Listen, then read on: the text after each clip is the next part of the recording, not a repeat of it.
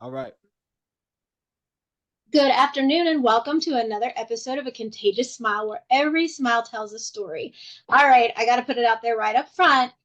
This is Christian's very first time ever on a podcast, and he chose Yes. us. We are so lucky and blessed that he decided to come on here with us. Christian is a dedicated husband and father, which I can't wait to get into. He is also the co founder of the Ripple Effect Fatherhood. It's a nonprofit organization, and he is actually just a down to earth, nice guy, which is so hard to find these days, as we all know. Thank you so much for letting us be your first. Gosh, Victoria, thank you so much for having me on. Like I told you, I mean, just the title alone, as soon as I saw it, I was like, I was like, how do I come there? Like, where are you at? Like, how do I get there? It's just a beautiful thing. And already just talking to you, it's just been a blessing just being here, even virtually. So thank you so much for having me. Of course, of course. Now, not that that's not putting a prerequisite on anything, because I'm laying out the line of what you're supposed to expect, I guess, when you get interviewed. And I'm not your typical interviewee, so this ought to be fun. All Um, right. so you grew up without a dad and a single mom. Kudos to her, because we got to take our hats off to single moms. Yep. That is a hard one to do. Your mom and your dad separated because he got into an addiction. Is that correct? Yeah, that's correct. So, my dad was in and out of my life for the first, I'd say 7 years, 7 to 10. And when I say in and out, I don't remember specifically. I just remember he would be in for a short amount of time and out for a long time. And mainly because of his addiction to drugs. So he did suffer from substance abuse, and it was one of those things where as I got older I realized that my mom, her mindset behind it was, hey, he Christian needs his dad, you know and so when I got older, well, let me backtrack. When I turned about 7 and 10 years old, that was the last time I saw him. I can remember we were walking to the park, and I had no idea what was going on. I thought it was just a normal day, and sure enough, we we were on our way to the park, and my dad is deaf and mute, so she was doing sign language to him, and I could kind of tell from their expressions that he was on his way out again. But I didn't know that'd be the last time I saw him until actually I think 2 years ago. So 16 years, or actually last year, is when I saw him again. So 16 years roughly. But yeah, substance abuse, and I grew up without his presence. And it was just me and my mom. Did you ever learn sign language? I not he wasn't around long enough for me to like be Right. proficient with it, but I knew some of it for a little while, because he would actually, when he was there, he would take the time to write out, he'd have a bunch of words on a note sheet of paper, and we'd go one by one, and he'd sign it, and I'd have to go through it. And but now, I mean, my wife, she knows more sign language than I do because she's teaching our sons. So, I love it. I love it. I mhm. have a master's in sign, Oh and wow, you can see on my hand the "See I love you" symbol. Makes it a that's little beautiful. difficult now that I'm an amputee, but I Mhm. still sign. So I mean that is a wonderful thing, and it's great to teach kids because it really teaches them so much. I think it should be an option in school. They have all the other languages. You should make ASL an option, I think, because it's just I when I go to hospitals and I help families that you have a child that's being has a tracheostomy, or a child that's just intubated for a period of time, that child can't convey what they need. And so I come in and I tell them, I'm going to have your kid tell you I love you with the same hand that you held when they give birth, when you give birth to them. And I tell this child, you learn 5 words, I'll teach you one word of your choice, but it's not a naughty word. That's your choice. You can have any other word you want, not a naughty word. And then I tell Right. the kids, I'm going to teach you how to scream with your hands, and nobody's going to tell you to be quiet. And they think that's Mm. the coolest thing. It's like the coolest thing. And then you have your own little individual language. So I'll give you some little pointers to teach your kids. That'd be great. That'd be great. It's actually, no, with you saying that, it's been really great with my son, because I mean, my wife, it was her idea, and she started teaching him like right away, and something that she learned was that, hey, even when kids aren't watching, or even when they're not looking at you, they're paying attention. Absolutely. And so she would always do the sign for milk or for please or for whatever the case. And then just out of nowhere, as he got older, he would sign milk or sign please or whatever, he'd do this. And we're like, Yeah, what do I you, want and I'm milk. like, yeah. And I was like, what? You were actually paying attention. And so he More than actually, you know. yeah, yeah. And he's great. My wife, I'm so grateful for her for that. And one thing that I will say, because I want to give her a little shout out. Um, it was one of the most beautiful things. I told you that I reconnected with my dad last year, and I I I was there in person with him. My wife was back in Texas where we were living. And so I got on FaceTime with her, and I was like, hey, I wanted her to be able to see him and meet him. And man, it's gonna bring tears to my eyes, because like she actually took the time to learn how to sign, hi, my name is Maddie, how are you? And I had no idea. And she got on, and I was just blown away. It was one of the most beautiful things ever. So I definitely appreciate ASL and everything that it has done for me and my family. So kudos to her. And you could go home and do the I love you sign to her. Yeah, absolutely. Yeah. You could tell her that you could say, you're beautiful. That's Mm, beautiful. So okay. get you a couple brownie points up Yes, yes, yes. I will remember that. there. Good Circle thing the this is face. recorded. Yes. So it's beautiful. So Yeah. how was it, Christian, growing up without a male role model in your life? I mean, you have a strong woman, because it takes a strong woman to be a single mom. I mean, I Mhm. know, but that it takes a lot. And so, and you don't really realize it until the kids are older. Like the kids don't realize it until they're older. But how was it growing up without a male figure?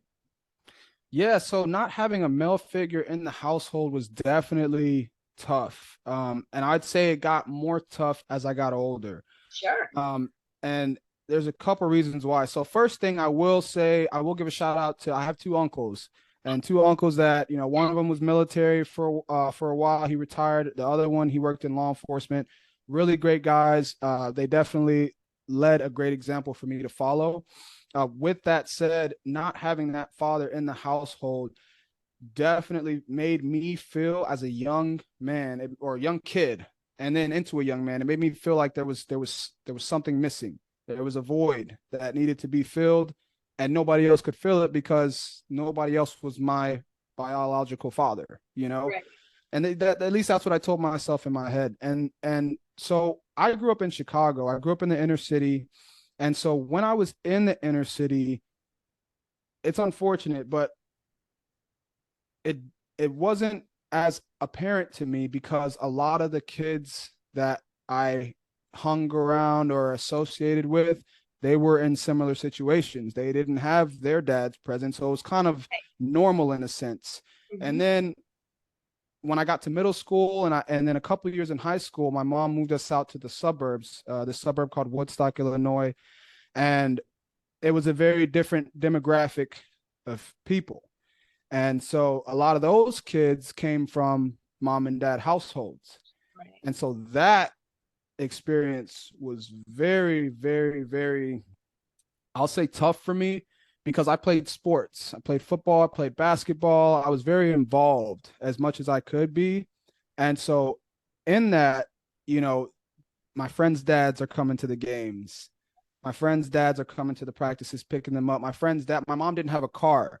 She still doesn't have her license to this day. She doesn't want to drive. Yeah, she makes it work, right? But she never had a car, so I was always getting rides home from practice, rides to school, whatever the case may be. So that was tough, and that really, it made me question a lot of things. Is it something about me? That why wasn't I more important than the drugs? Right. That's what goes on in a kid's mind. Because Right. what else do you know? Right. And so that really caused some confusion in my head at an early age. But I will say the benefit of it was it taught me or it forced me, which a lot of people can relate to grow up faster, right? Because it's just me and my mom, and now we're in the inner city, and the inner city's got its reputation, and so in my mind, I have to protect my mom. I always got to be that protector, and so it kind of forced me to grow up fast. I got a job when I was 15, and in order to help my mom pay, in order to pay for my own stuff, so that she didn't have to worry about paying for my bus fare and my whatever the case, or whatever I had going on. So that's kind of how it affected me early on and throughout my childhood. Did you ever have resentment to your mom for not having your dad in the house? I wouldn't say I had resentment. There was one time though, I can remember, and maybe she can remember too, because I'm sure she'll watch this. But there was one time I remember we were standing at a bus stop waiting on the bus because you know what I mean. She's like, "I'm not getting my license," and honestly, driving in Chicago, I don't blame her. Okay, but we were standing at a bus stop, and I don't remember how we got on the conversation of my dad, but we kind of I was a teenager, and we kind of had a little argument, and the argument led to me saying, well, mom, I think he does, like, I said, mom, he does care about me. And, for whatever reason, that was the argument, that, she was saying he doesn't care about you. I was saying, I think he still does. Right. And I understood where she's coming from. Now, as an adult, I completely understand, right? Because her doing it all by herself, her trying for all those years, letting him in. All right, you got to go because you're doing the drugs again. All right, let him. It's I couldn't understand it as a teenager. I won't say that he didn't care, but I understood where she was coming from at that point in time, and so that was the only time where I had some sort of resentment towards not her, but just the situation of like, hey, like I still want to believe that he cares. Right. Right. Mm, Tough. But you know what? You got to give kudos to that woman. absolutely. I tell people all the time, if you're a child who's grown up with a single mom, out of nowhere, just call and say, thanks, I love you. Thanks for everything you've done. Because that means everything. Like, it means the world to us moms. It's the simplicity of something, of that small nature, that does it. It's just amazing. Yeah. So you had challenges growing up in your teenage years. What were the challenges, being that you didn't have your dad or a in-home role model as a man? Yeah, I mean, really, it's funny. I noticed the challenges as an adult. Like I noticed the challenges that I had as a teenager now that I'm an adult and I'm married and I have a son, right? So like, for example, I mean, marriage in itself, like now that I'm married, I've been married for this November will be 7 years. And like now that I'm married, I see everything that I missed out on, because as a teenager is when you start to pick up on, okay, dad treats mom this way, and dad's this way, this is how husband should be, and so I realize now how much of that I missed out on. And not to say that if my dad was there, I would have been the perfect husband or I would have had everything that I needed. I don't believe that, but I would have had some kind of foundation to go off of, you Right. know? And unfortunately, just being in the house with my mom, and just to give you a little bit more context, my mom started working night shift when I was like 9 years old. So, and she did what she had to do, and and super appreciative of it. Right? She did what she had to do, and she got me to where I'm at today. You know what I mean? Like because of her sacrifices, I'm where I am today. But that in itself left me at home by myself a lot. And kind of, and just not having any foundation of, hey, this is kind of what you should be pursuing as a man, or this is how you should treat your wife or whatever, because honestly, if he was in the house, maybe she wouldn't have had to do that, you Right. know, and so unfortunately, and to get even more into detail, if he had been present, maybe I would have gotten more of that nurturing, loving from my mom that she would have wanted to give me, and not to say, like I said, like not to cast blame, but that's just the facts, right? That's just what it was. But yeah, I mean, I know, as far as being a husband, I missed out on a lot. I missed out on what being a husband looks like. I just knew I just knew the importance of love. I knew the importance of marriage. I knew the importance of a covenant under God, but I didn't know how to be a husband. And then furthermore, I didn't know it, really how to be a father. Like I just knew the importance of being present and trying to teach him the right way. But at the same time, I didn't know that I was still learning myself. Like I've got this new little life, but I've still got to learn. I've still got to. I'm still living my life at the same time. So there's those are some of the challenges that I realized as an adult, that I missed out on as a teenager. Tell me, what was it like when you got to be a dad? That first moment when you were like, oh, I helped create this little beautiful face.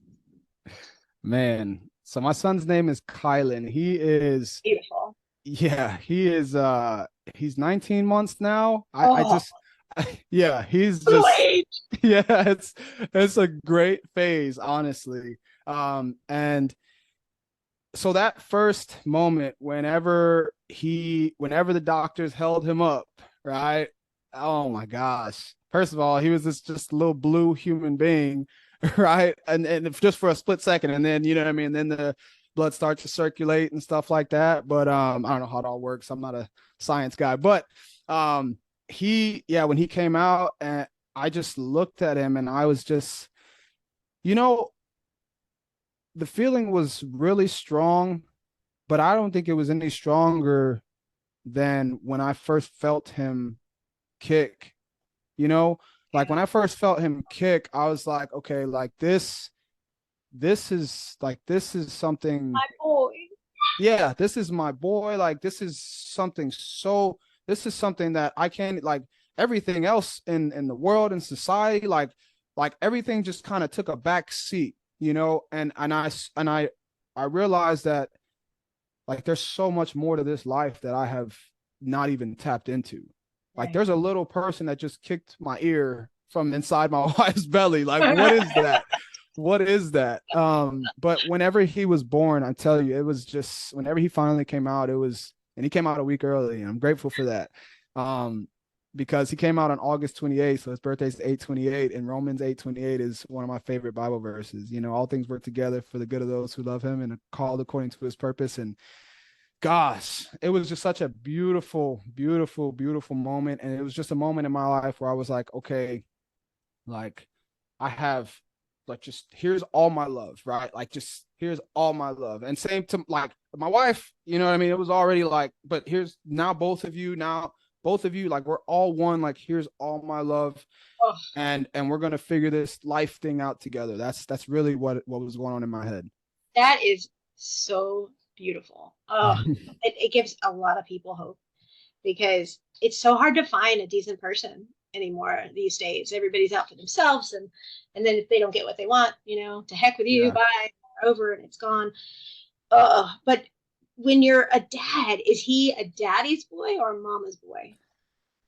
I think right now he's a daddy's boy. And you're I like, think, yeah. yeah. Right now, and I tell you what, like, man, he's a daddy's boy. Like, I am doing like any chance I get to just hold him, you know, and just look at him and just watch him and look for the me in him and then look for his mom in him. Like, I just, I am just any chance I get to just give all of me to him. It's I take it, and I think he notices. And not to say that, first of all, my wife is an amazing mother. Like I'm not taking away from that. I just think that he's just got that kind of pull to daddy right now.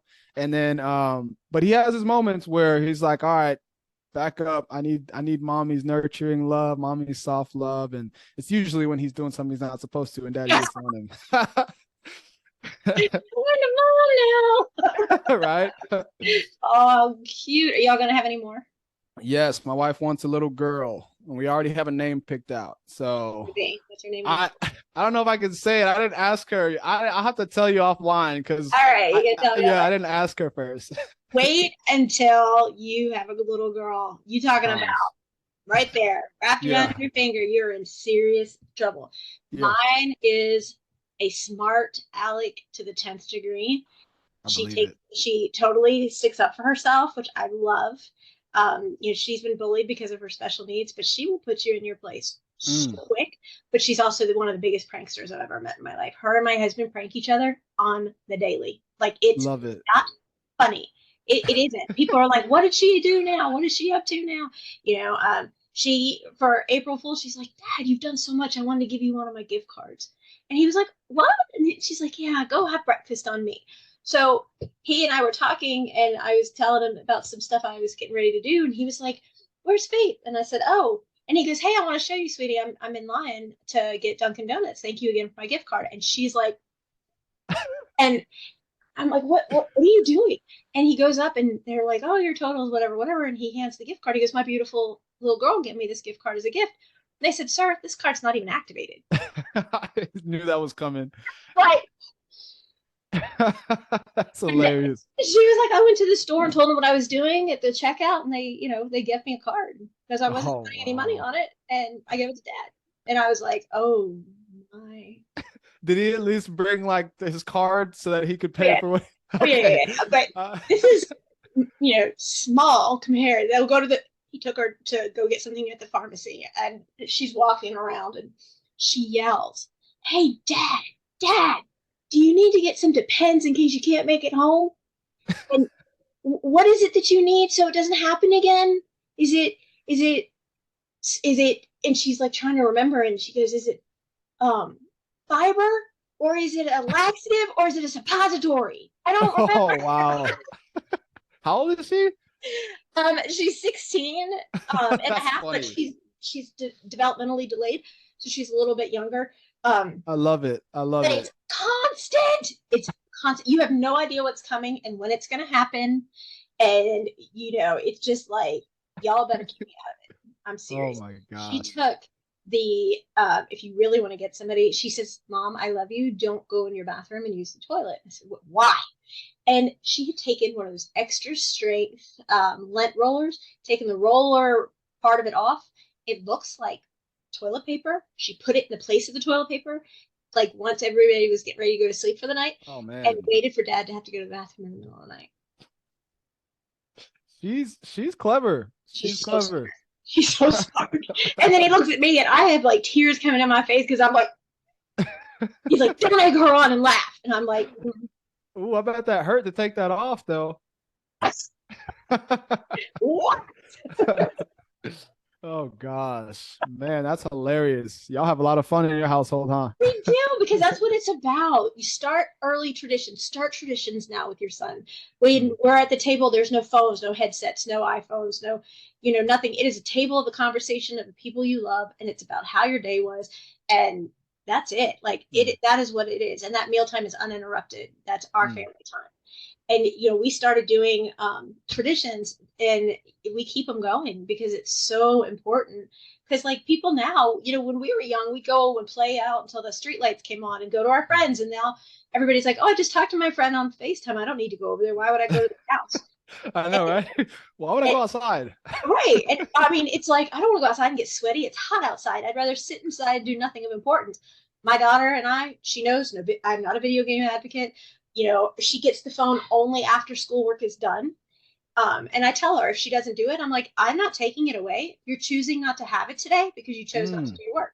I like that. I like that. And then they can't be like, you took my phone away and blah, blah, Yeah, that's a great. blah. Gosh, I'm excited to take notes when I rewatch this. Man, that's a great. That's a great. I love the way you put that. Yeah, because I'm like, I didn't choose not to do my schoolwork. I chose to educate you. I homeschool you. But if you choose not to do it, you choose not to have your phone. And she only gets so much time on her phone, and it cuts Mm, off at a certain time. And it's, if you don't finish it in time and you don't get your time, then that's on you. So she recognizes that. And I'm like, I'm not taking anything away from you. You're mm. taking it away from yourself. And that really resonates with the kids. Yes, it's I want to bring up one quick thing because I want to give my son a shout out too because this morning, so usually we'll, when before we eat, we'll pray and then we'll say amen. And so when we first started doing it, we would we would grab his hands, we would all hold our hands and we would pray and then we'd say amen. And he, when he was younger, he would just rip his hand away and try and go at the food, rip his hand. And then as he got older, as we kept doing it, he would, he'd hold our hands, but then he'd say amen before we even start praying. Like, he'd just say Right? amen, then Hey, start. dude. And then check this out. This morning, I made him breakfast. And while I made him breakfast, and then I went to go make myself some coffee or something like that. And I just hear him from the table saying, amen, amen, amen. And then I look at him and his hand is out towards me saying, amen. And I was like, oh my gosh, here I come, buddy. And I ran over there and I was like, how amazing. I was like, that's the coolest thing that that I witnessed today was him. And like you said, just being consistent and doing that traditionally, it reminded him. And I was like, yes, like, thank you for reminding daddy to be grateful for food and grateful that he has food to give you and provide. Man, that was just a beautiful thing. It's a moment you'll cherish. You'll absolutely Yes. cherish that. Oh, I love it. Tell me about your nonprofit. What and how did you come about it? Where did this all stem from? Okay, so I was literally so okay, so we were in Taylor, Texas, right outside of Austin, in our house, and I was sitting on the couch. And I think at that point in my life, so this was October of 2021, I want to say, a couple months after my son was born, actually. And I was sitting in our house on the couch, and I think at that point in my life, I was just trying to figure out what like how I can give back. I was in the military, and of course, I was giving back there, but I was like, I want to do something outside of it. Like, I want to do something Thank that you I'm for your service. absolutely, absolutely. And so yeah, I mean, I was just like, what what more can I do, right? And so I literally had this. It felt like a whisper in my ear. Ripple effect fatherhood. Like, it just ripple effect fatherhood. And then when I heard that, I was like, okay, it makes sense because I've always looked at the fact that I don't have or I didn't grow up with my father. I've always looked at that as a weakness of mine or as a deficiency of mine. And here comes God and he says, what you think is your weakness, I'm going to Your strength. make your strength, right? And I'm going to use it. I'm going to use what you think is your weakness to bless as many people, as many people as possible. And so I was like, okay, awesome. Let's do it. And so I told my wife, I was like, hey, we should start a nonprofit called Ripple Effect Fatherhood. And we had all these ideas. And then I got to a point where I was like, I don't know how to do any of that stuff. Right. Like, I don't know how to, file for, through the IRS. I don't know how to organize events. But over some time, what the Lord told me was, hey, all I need you to hold on to is the why. Right. I was like, he said, I'll take care of the how, I'll take care of the what, I'll take care of the rest. What I need you to do is hold on to the why. And so Ripple Effect Fatherhood, really what we aim to do is promote, inspire, and encourage the positive presence of fatherhood in the lives of everyone. And when I say everyone, I mean everyone. I mean, even though I was in Woodstock, Illinois, where the demographic was different, there was still plenty of kids from, doesn't matter the color of their skin. There's plenty of kids that either didn't have a father in the home or didn't have a positive presence of fatherhood, right? Because you can have a father in the home, but your experience can be very negative. Correct. And so what we aim to do is to, like I said, just inspire a positive presence in the lives of as many people as possible. And as we've kind of gone along with this nonprofit, so far we've got the podcast, we've got the YouTube channel, and these conversations are meant to inspire dads out there from all walks of life. And so I've had conversations with a lot of different men who we talk about their challenges, but we make sure to always talk about, hey, how did you overcome that though? Right? Like, so I don't want to just talk about, what you think you lacked as a father or what challenges you had. I want to talk about how you overcame it, because there's somebody that's listening, even if it's just one person who is going through what you went through or similar, and you could be the factor that keeps them in that home. And because and that's really what I see. That's my vision for this nonprofit, is to be that one. You said something actually earlier, I want this nonprofit at the very least to be that tiny little flicker that ignites, yes, that ignites that Wildfire. fatherhood.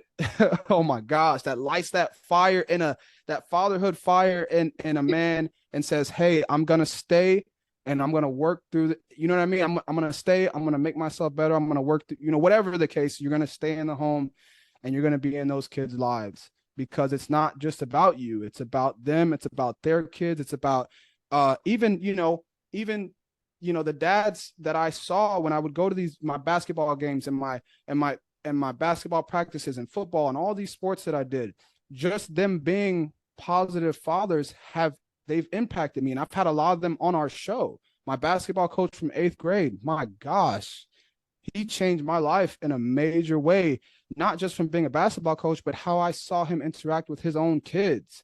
Right. And so it's just so important. And that's where the ripple effect name comes from, because it just takes one little drop of goodness or one little drop of positivity for it to ripple into the lives of everybody else or around you. And really, you don't even have to know it's happening.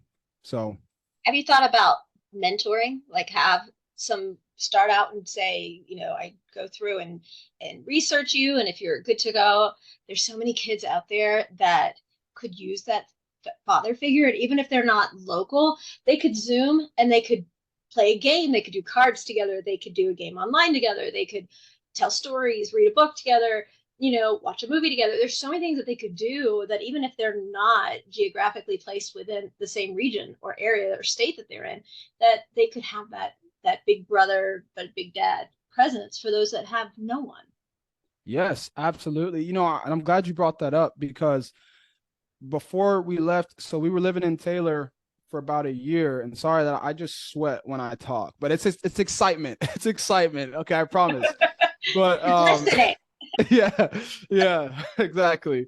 But I so we were in Taylor, Texas for a little over a year, and that's actually where I started mentoring because like we talked about, that was just one of the ways that the Lord was like, hey, here's something that I want you to do with your nonprofit. Now I didn't start like a mentorship program, but it's something that I it's one of the dreams that I had. But what I did was I started looking for opportunities within the community. And so, I found opportunities at the middle school. I'd go mentor and just like you said, I'd go sit there and play Uno with some of the kids during their lunchtime. And I mean, it was great. At first, they're like, who is this kid? Like, he's like, is he in high school? Like, you know what I mean? Like, because I was military, I always had to stay shaved. So sometimes they thought I was a high school kid myself. But it ended up, me being consistent, me going consistently, really kind of opened those doors for me to be some kind of positive influence to them.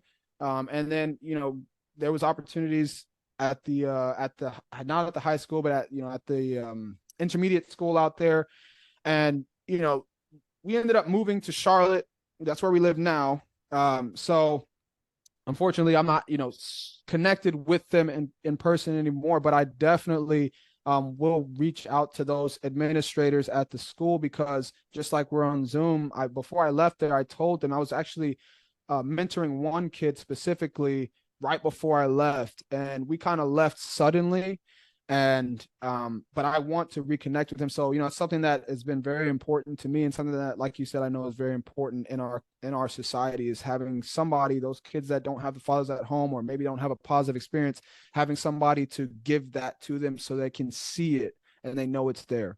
Absolutely. And it makes such a big difference, especially in a kid's life, because, I tell everybody, like women, they say, well, this is all I deserve. I'll never get any better. Well, you have kids. Is that how you want your child, your son or your daughter to realize that that's okay to be treated that way? That a man can put his hands on a woman in an unwarranted manner, or vice versa, because women are aggressive too. Do you want your daughter or son to think that that is the way of life? Or do you want them to utilize that that's the footprints they want to go away from, step by step, heel to heel, and go in the opposite direction? You need to show them that they are worth it if you don't think you are, and then we're going to make everybody see that you are. But the kids, if they're hitting the spouse, they're going to hit the kids. I don't care how many people tell me different. I know I have so many beautiful people I get to work with, and they've all said the same thing. Oh, they won't, they won't. They did. They did. Mm. They ended up hitting my child. I'm working with one of the most beautiful women I've ever had the pleasure of working with. And it's hard because you get very attached to them and they end up becoming like family. And he actually killed their oldest of four kids.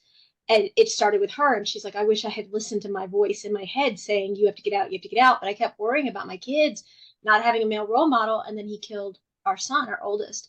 And he Wow. didn't do any jail time. And I said, now, and she's like, I tell them you could be this way or you could be the right way. And, Mm.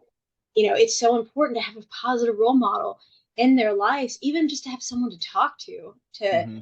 to vent to, because they always have the mom. They always can go to mom and say, this is what happened. But especially for boys, I would think that they have things they want to talk about with dad that they're not so comfortable to talk about with mom. Yes. And then if they don't have that, then who do they go to? Where do they go? And that's concerning. Yeah, yeah, it is. And I heard a quote recently that kids learn with they learn, I don't know the specific terminology, but basically they learn with their eyes before they learn with their ears. Mm-hmm. So like I can tell you not to do something, but if you see me doing it, then you're learning that it's okay to do it. And you're not learning that it's not okay to do it because I told you, you're learning that it's okay because you're watching me do it. Right. And so that has been something that even in my life, like, not to say that I'm doing anything crazy, but I'm watching every little thing that I do in front of him, because just like you said, like, there's a certain way that I'd like for him to be, not specific, right? He's his own person. But for example, I want him to dream. I want him to be ambitious. I want him to not be limited by, anything that society tells him that he can't be. But am I living that in my own life? Right?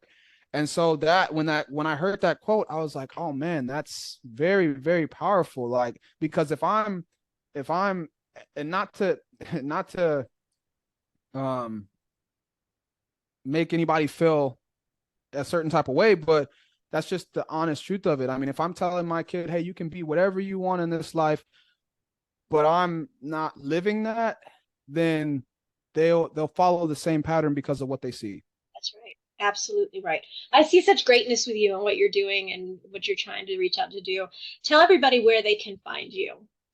Yeah, so we are currently on Instagram at re.fatherhood. And then I believe Facebook is the same way, or you can YouTube our we have a YouTube channel called Ripple Effect Fatherhood. Just go on there. I don't think there's another Ripple Effect Fatherhood out there. I haven't found one yet, but also we're on all social media platforms. Ripple Effect Fatherhood, you'll find us, Apple Music, Amazon, Spotify, all that good stuff. That is And fantastic. you can also email us. My wife, she'd be mad if I don't, but you can email us with any questions whatsoever. The email is ripple effect cooperation at gmail.com. Do you have a quote that you want to give us before we go? The quote that I tell my son every night is this: you're an artist at work and a work of art, and you were created to create. And I want you to always protect your imagination. And if anything else, always look for the joy in your day.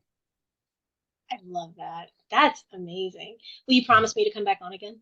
Oh, absolutely. Absolutely. Oh my gosh. You kidding me? Will you promise me to have me on again? Please. Absolutely. You got to tell me though, how was your first interview? Man, from the time we got on, I just appreciate you so much from the time we got on, you've made me feel extremely welcomed. You've made me Oh, feel thank you. extremely comfortable. Yes. And I mean that from the bottom of my heart. And Like, I I didn't didn't have to pay know. you to say this. Yeah, seriously. I didn't know what to expect coming on here. I just knew that before I got on here, I just, I mean, took some deep breaths and I was like, okay, I just want to pour goodness out of me into whatever conversation we have. And we got on and you started pouring into me immediately. And so this has been one of the greatest experiences that I think I've ever had, and I'm excited to do more of it. Thank you. Thank you so much. And thank you guys for tuning in, and we will see you next time.